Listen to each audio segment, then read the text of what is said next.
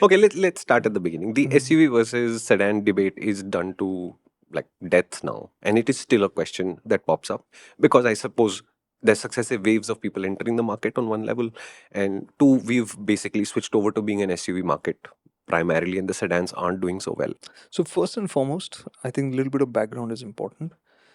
SUVs are a global thing, and it's world over that SUVs are winning this war in whatever way. In other markets, they may be more honest about calling them as crossovers rather than SUVs.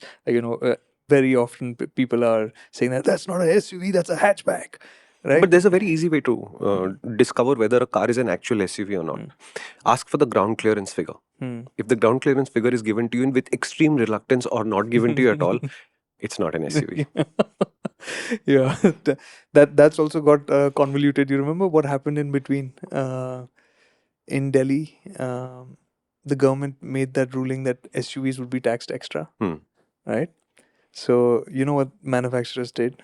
They went and added a plate at the bottom of their cars. I think it was Mahindra did that with the XUV 500 back then because it was a stupid thing. They just wanted to say that SUVs are more polluting or heavier and so therefore should be penalized, etc.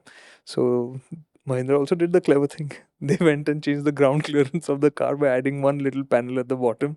So functionally the car was the same, but the ground clearance dropped below the threshold that the government had set. So there are different reasons why ground clearance figures are also not shared that easily.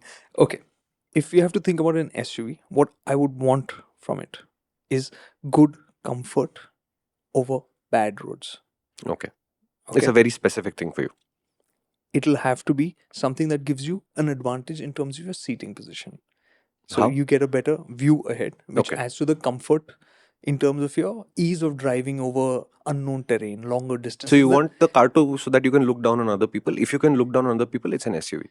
That is an advantage that uh, I know that is the advantage that actually helps people, which is why people are drawn to SUVs. So most of the cars that people are today talking about as SUVs are literally hatchbacks that have been raised up Hmm.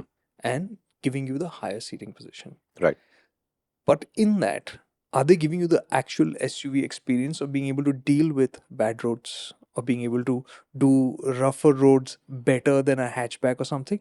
That is a question mark. Right. And that is the trap that people fall for. So, the background that I wanted to start with Hmm. is that why have SUVs become so popular? One is, of course, that there is an advantage for the end user, Hmm. but there's also an advantage for the car maker, Sure. correct?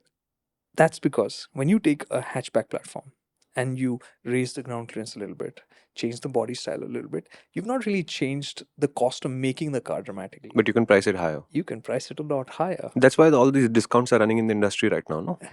Discounts are up now. What gave you the idea that we talk about cars and bikes? We talk about physical health, mental health, family, relationships, travel, and a lot more. Head on to the main MotorInc channel and catch up on all of that, plus cars and bikes.